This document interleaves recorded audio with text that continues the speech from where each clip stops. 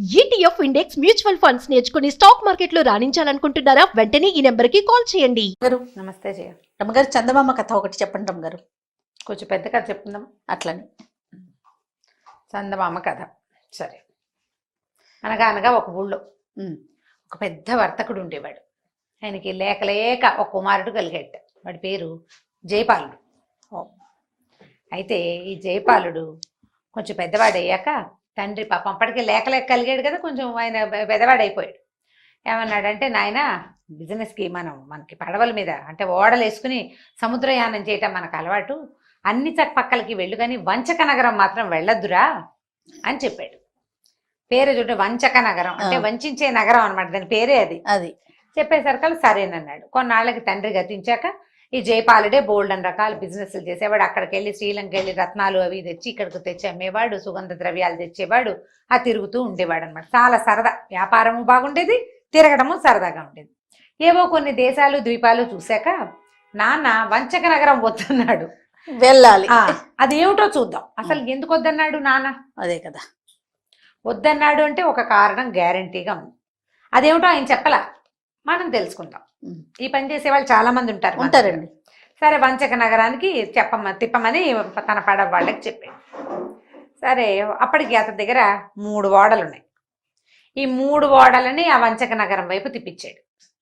తిప్పించిన తర్వాత సరే, ఈ ఓడలో కళాశీలు వాళ్ళు వీళ్ళు ఉంటారు కదా, వాళ్ళందరూ మేము ఊళ్ళోకి రాము, ఈ వంచక నగరం అంటే మాకు భయము, మరి మేము లంగరేసుకుని ఉన్నాం కదా, మేమందరం ఇక్కడే విశ్రాంతి తీసుకుని దొరికినవి తిని ప్రశాంతంగా ఉండి, వాళ్ళ దగ్గర ఆల్రెడీ ఫుడ్ గిడ్డ అన్నీ ఉంటాయి, ప్రయాణం లేదు కాబట్టి సముద్రపు గాలి అది ఉండదు కదా, అక్కడే రెస్ట్ తీసుకుంటాము, నీ దారిని నువ్వు వెళ్ళమన్నారు. పని వాళ్ళు మాకు భాష రాదు కాబట్టి మేము దిగమన్నారు.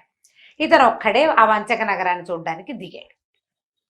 సరే, దిగి ఆ నడుచుకుంటూ వెళ్తున్నాడు. ధనుసు బాణము ఉన్నాయి, మామూలుగా ప్రయాణాల్లో పెట్టుకుంటారు కదా, అవి వెళ్తూ ఉంటే దూరంగా ఒక కొంగ భలేగా ఉంది కనపడింది. సరే, ఏం చేశాడు, అటు ఇటు చూసి బాణం తీసి దాన్ని కుట్టాడు. ఏమనుకున్నాడని చేత పుచ్చుకెళ్తే పడవలోకి వెళ్ళాక కాల్పించుకుని తినచ్చు సరదాగా. కొత్త రకం కొంగ, మన ఊళ్ళల్లో దొరకదు, సముద్రపు కొంగ. కొట్టేసరికలు అది డామని పడింది. వీడు పోయి దాన్ని తెచ్చుకుందాం అనుకున్నాడు. అక్కడ దాకా వెళ్ళేసరికలు ఒకడు పరిగెత్తుకొచ్చాడు. ఓరి దుర్మార్గుడా, మా నాన్నని చంపేస్తావా అన్నాడు. మీ నాన్న నేనెక్కడ చూశాను, నేను ఎవరిని చూడలేదు, నేను కొంగని కొట్టాను, మీ నాన్నని నేను కొట్టలేదు, నేను వేసింది ఒకటే బాణం, అదేమో ఆ కొంగ డొక్కలో ఇరుక్కుంది, కావాలంటే చూడన్నాడు. ఆ కొంగేరా మా నాన్న అన్నాడు వాడు, ఆ వచ్చినవాడు.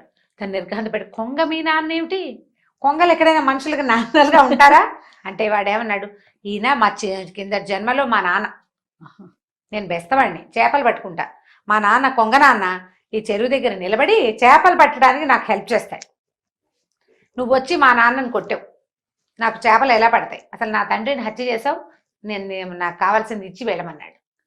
అనేసరికి వీడు కొళ్ళు మండిపోయింది. ఏంటి పిచ్చి మాటలు మాట్లాడతావు, నేను చంపింది కొంగని, కావాలంటే చచ్చిన కొంగ నువ్వే ఉంచుకో నీకు కావాలంటే, మీ నాన్న గిన్న అంటే నాకు కుదరదు, నేను నీకేమేమో వెళ్ళిపోమన్నాడు. వెళ్ళిపోయాడు, వాడిని దులుపుకుని వెళ్ళిపోయాడు. ఇంకా కొంచెం లోపల ఊళ్ళోకి వెళ్ళాడు. ఏవో కొట్లు గిట్లు కనపడుతున్నాయి. ఒక నడివయసు ముసలావిడే, నడివయసు దాటింది వృద్ధురాలు వచ్చింది. నాయన నీ పేరేమిటి నాయన అని అడిగింది. మనవాడికి ఏం తెలుసు, జయపాలుడు అండి, ఫలానా ఊరండి, ఫలానా ధనపాలుడు కొడుకునండి అన్నాడు. అనగానే, ఓరు నాయన నువ్వురా నాయన అని కావలించుకుని ఏడ్చింది ఆవిడ. మీ నాన్న ఇది వరకు ఈ ఊరు వచ్చి నన్ను పెళ్లి చేసుకుని వదిలేసి వెళ్ళిపోయాడు, మనోవర్తి కింద నాకు ఒక పడవ ఇస్తానని చెప్పాడు, వెళ్ళిపోతూ నా పడవ నాకు ఇచ్చి కదులు అంటుంది. అసలు మా నాన్న పెళ్లి చేసుకుని వీటికి ఒక డౌట్ వచ్చింది, వంచక నగరానికి వెళ్ళదన్నాడు నాన్న, ఇక్కడ ఒక ఖాతా ఉందా అని డౌట్ వచ్చి, మా నాన్న అలాంటి వాడు కాదు, ఇప్పుడు లేని నాన్నకి నేను ఇది ఇవ్వాలంటే మనోవర్తి ఇవ్వాలంటే నేను ఎక్కడ ఇస్తాను, అసలు నువ్వెవరో తెలీదు, నేను నీకు మనోవర్తి ఇవ్వాలంటే మా నాన్న నాకు చెప్పాలి, ఆయన నాకేం చెప్పాల, నేను చచ్చినా నీకు మనోవర్తి గిన్నెవర్తి వెళ్ళిపోమని. అక్కడి నుంచి బాగా ముందుకెళ్తే సరే గడ్డం అది పెరిగి ఉంది ఇతను, కొంచెం తనుకుంటే మొహం బరగ్గా ఉంది. ఒక క్షురకుడు ఒక అతను కూర్చుని ఉన్నాడు. ఏమో క్షౌరం చేస్తావా అని అడిగాడు. చేస్తాను బాబు అన్నాడు. ఏమేమంటావంటే నన్ను సంతోష పెట్టండి బాబు అన్నట్టు. సంతోష పెట్టడమే కదా, దాందేముంది అని కూర్చున్నాడు. చక్కగా వాడు మొహానికి నున్నగా సబ్బు గిబ్బు రాసి క్షౌరం చేశాడు. ఈయన మామూలుగా పావలా ఇస్తారు. జయపాలుడు వ్యాపారస్తుడు కదా, పైగా 3 పడవలు ఉన్నాయి, జేబులోంచి ₹1 వెళ్ళదీసి అతని చేతిలో పెట్టాడు. పావలా ఇచ్చే చోట రూపాయి ఇచ్చాడు. ఆ రూపాయి వీడు మొహాన్ని కొట్టాడు వాడు, అవతల వాడు. నన్ను సంతోష పెట్టమన్నా, ఈ రూపాయితో నేను సంతోష పెట్టల్లా అనేసరికి ఇతనికి అర్థం కాల. అదేమిటి, పావలా ఇచ్చే చోట నేను 4 పావలాలు ఇస్తే నువ్వు సంతోషపడకపోతే నాదే తప్పు, తీసుకుంటే తీసుకో, లేకపోతే లేదు, సంతోష పెట్టడం ఏమిటి, నేను చేయను అన్నాడు. అక్కడి నుంచి వెళ్ళిపోయాడు. ఇంకా అలా తిరుగుతూ ఉంటే రాజభట్లు వచ్చి పట్టుకున్నారు. పట్టుకుని రాజుగారి దగ్గర తీసుకుపోయారు. ఏమిటంటే ఈయన మీద 3 అభియోగాలు ఉన్నాయి. ఊళ్ళోకి వచ్చి ఈయన 3 తప్పులు చేశాడు. రాజభట్లు అన్నారు, నువ్వు లోపలికి వచ్చేసి నువ్వు నీ సంగతి చెప్పుకుంటే కానీ కుదరదండి, రాజుగారు రమ్మంటున్నారని లాక్కుపోయారు. రాజుగారి దగ్గర తీసుకెళ్లారు, పెద్ద సభ తీర్చారు. లోపల ఉన్న 3 ఎవరు? ఒకడేమో బెస్తవాడు, మా నాన్నని చంపేవన్నవాడు. రెండోవాడ మనోవర్తి కోసం అడిగిన ముసలావిడే. మూడోవాడేమో క్షౌరం చేసిన క్షురకుడు, ఏమిటంటే నన్ను సంతోష పెట్టలేదు. బాగున్నాయి, బాగుందిగా. సరే రాజుగారు అన్నాడు, వాళ్ళ నాన్నని చంపి వాడి జీవికను పాడు చేసావు కాబట్టి వాడికి ఒక ఓడిచ్చేయాలి నువ్వు అంటే లిస్ట్ అడుగుతారు ముందు. నీదే ఊరు, ఎక్కడి నుంచి వచ్చావు, ఏం చేస్తావు, నీ దగ్గర ఏముంది, అది ఉంది, ఇది అడుగుతారా? అడిగినప్పుడు వీడు మొత్తం నా దగ్గర 3 పడవలున్నాయి, రంగరేసి అక్కడ పెట్టొచ్చాను అన్నాడు. చెప్పంగానే ఓ పడవ వాడి నాన్నని పోగొట్టి వాడి జీవికను పోగొట్టినందుకు ఒక పడవ వాడికి ఇచ్చేయి. ఓకే ఓకే, మనోవర్తి కింద మీ నాన్న ఇవ్వాలి కదా ఈ ముసలావిడికి, ఆవిడికి ఓ పడవ ఇచ్చేయి. ఓకే బాగుంది. ఇప్పుడు మూడోవాడిని ఏంటంటే సంతోష పెట్టాలి. వాడు సంతోషపడతావు, దేంతో సంతోషపడతావు అంటే ఒక పడవ ఇస్తే సంతోషపడతాను బాబు అన్నాడు.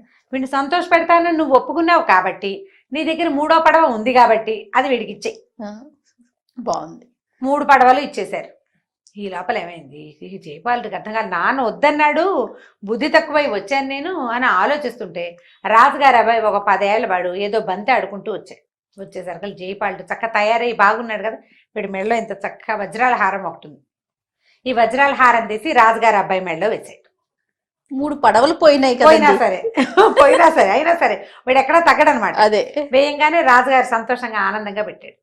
మీ ఊళ్ళో దొరుకుతాయి నాయన ఈ వజ్రాలు అంటే, అవునండి మీరు సంతోషించారు అన్నాడు. ఎందుకు సంతోషించండి, చాలా సంతోషించాను, అబ్బాయి మెడలో నెక్లెస్ చాలా అందంగా ఉంది, ఇలాంటివి ఏమైనా దొరికితే ఇంకో 2-3 కొందామనిపిస్తుంది, మా చిన్న అబ్బాయి కూడా వేయచ్చు అన్నాడు రాజు.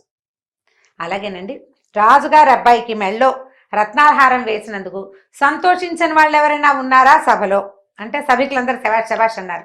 వజ్రాల హారం ఎంతో బాగుంది, పనితనం మన ఊళ్ళల్లో చెయ్యరు, మనకు అసలు ఈ రాళ్ళు దొరకవు, పిల్లలు చక్క బొద్దుగా గుణగుణలాడుతూ బాగున్నాడు. వాడి మెడలో వస్తు వేసేసరికి కళ వచ్చింది, రాజకళ. రాజుగారి అబ్బాయి కళకళలాడితే ఊరందరికీ సంతోషం కదా, ఎందుకంటే వాడే ఫ్యూచర్ రాజు. అందరు శబాష్ అన్నారు, సంతోషపడ్డారు. కాబట్టి ఇప్పుడు వీడిని నేను కొత్తగా సంతోష పెట్టాల్సిన అవసరం ఏముంది, ఆల్రెడీ సంతోషించాడు ఎవరు, క్షురకుడు. రాజుగారి అబ్బాయి మెడలో వేసిన గొలుసు వల్ల క్షురకుడు కూడా సంతోషించాడు కాబట్టి వీడికి నేను పడవ ఇవ్వనవసరం ఏమంటారు ప్రభు అని రాజుని అడిగాడు. రాజు అవును నిజమేనన్నాడు. బాగుంది. అక్కడి నుంచి ముసలావిడ సంగతి, మా నాన్న మనోవర్తి ఇవ్వాలి, మా నాన్న పోయాడు ఈవిని మోసం చేశాడు. కానీ మా ఊళ్ళల్లో సతీ సహగమనం ఉంది. మా నాన్న మరణించినప్పుడు మా అమ్మ కూడా సహగమనం చేసింది. కాబట్టి ఈ అమ్మగారిని మా నాన్న కోసం సహగమనం చేయమని, ఆయన ఎప్పుడో చచ్చిపోయాడు అనుకో, ఎప్పుడో దహనం చేసాం, ఆయన కోసం చితిమంటల్లో దూకితే ఆ పడవని అమ్మి దాని డబ్బుల్ని ఈవిడ వారసులు సంతానం ఇంకో పెళ్లి చేసుకునే ఉందో లేదో వాళ్ళ చుట్టాలకు ఇస్తాను మొత్తం డబ్బులు. సహగమనం చేస్తే అప్పుడు మా నాన్న ఆస్తి ఈవిడికి తక్కుతుంది. మా అమ్మ సహగమనం చేసింది, ఆస్తి అంతా నాకు వచ్చింది అనేసరికి నేను చచ్చినా చావనందిట ముసలావిడ. ఇక నువ్వు చావనంటే నీకు డబ్బు ఎందుకు వస్తుంది, మనోవర్తి ఎప్పుడు వస్తుంది, నువ్వు సహగమనం చేస్తే వస్తుంది. నువ్వు భర్తతో కలిసి ఉండాలి, సహజీవనమైనా ఉండాలి, సహగమనమైనా ఉండాలి. మొగుడుతో లేవు, ఆయన పోయాడు, నువ్వు గమనం చెయ్యి, నీకు డబ్బు ఇచ్చేస్తా, నేను చచ్చిన చావనని అనేసరికి రాజు అన్నాడు, అయితే నీకెందుకు డబ్బు, నీకు అక్కర్లేదు, అబ్బాయి ఇవ్వడం క్యాన్సిల్. రెండో పడవ కూడా క్యాన్సిల్ అయిపోయింది. ఇప్పుడు 3వ వాడు ఉన్నాడు బెస్తవాడు. అప్పుడు ఏం చెప్పాడంటే, కాదండి మా నాన్న చనిపోయిన సంగతి మీకు ఇప్పుడే కదా చెప్పాను ప్రభు, ఇప్పుడు సహగమనం చేయమంటే ఈ అమ్మగారు వద్దంటాను. మా నాన్నండి చచ్చిపోయాక నేను చాలా లేకలేక పుట్టాను, ఈ పడవల వ్యాపారంలో కూడా మా నాన్న చాలా సహాయం చేస్తాడు. ఆయన చేపగా పుట్టి ఈ సముద్రయానంలో నేను ఏ దిక్కుకెళ్లాలో మా నాన్నే చెప్తాడండి నాకు ఎప్పుడూను. అలాంటి మా నాన్నని కొంగగా పుట్టిన వీడి నాన్న తినడానికి చూస్తున్నాడు, నేనేం చేయను, మా నాన్నని రక్షించుకోవడానికి కొంగని చంపాలా వద్దా మీరు చెప్పండి అన్నాడు. సభికులందరూ అదేమిటది నిజమే కదా, మీ నాన్న మీద కాపాడాలి కదా, మా నాన్నని మా చేప రూపంలో ఉన్న నాన్నని కొంగ రూపంలో ఉన్న వీడి నాన్న చంపైపోయాడు, అంచేత నేను కొంగని చంపేశా అనేసరికి రాజుగారు చెల్లు ఇంకేముంది అన్నాడు. చెల్లాక ఇప్పుడు ఏమైంది, 3 పడవలు ఎవరి దగ్గర ఉన్నాయి, వాడి దగ్గర జయపాలుడి దగ్గర ఇంకేం ఇవ్వక్కర్లేదు. కాబట్టి వీళ్ళెవరికి నేనేమి ఇవ్వక్కర్లేదు ప్రభు, నమస్కారం, వెళ్ళొస్తాను. రత్నాల హారం అబ్బాయి మెడలో బాగుంది, రత్నాల హారం అబ్బాయి మెడలో బాగుంది, బతికి బాగుండి నేను మళ్ళీ ఈ ఊరు వస్తే ఇలాంటి రత్నాల హారం ఇంకోటి చేయించి మీ చిన్న అబ్బాయి కూడా తీసుకొస్తానండి శభాష్. అన్నాడు. అనగానే రాజుగారు శభాష్ చాలా బాగా చెప్పాడు, జయపాలుడు చాలా గొప్పవాడు, ఒరే ఎవరైనా గుర్రాలు వేసుకుని తీసుకెళ్ళి ఈయన సముద్రంలో ఆయన పడవల దగ్గర దింపిరండి అన్నారు. సరే 2 గుర్రాలు పూంచి ఒక రథం ఎక్కించి ఈయన్ని సగౌరవంగా తీసుకెళ్లి సముద్రంలో వదిలిపెట్టారు. ఆ జయపాలుడు బతుకు జీవుడా, ఇంకెప్పుడు ఈ ఊరు రాకూడదు, మా నాన్న సరిగ్గానే చెప్పాడు, ఏదో ఐడియా తట్టింది కాబట్టి బతికి బయటపడ్డాం, లేకపోతే 3 పడవలు వీళ్ళ పాల తీసి వాడు అక్కడే పడి ఉండేవాడు, అంతే. ఇంటికెట్టా వెళ్తాడు, ఇదేం పెట్టి వెళ్తాడు అని అనుకుని ఇంకా ఎప్పటికీ వంచక నగరం వచ్చే ఆలోచన చేయకుండా పడవలు వేసుకుని ఇంటికి వెళ్ళిపోయాడు. కథకంచికి మనం ఇంటికి. పేర్లు చూడండి రమ్మగారు, వంచక నగరం అంట. బాగా పెట్టారు కదా. చాలా బాగుందండి. కిరమ్మ గారు నమస్తే. నమస్తే.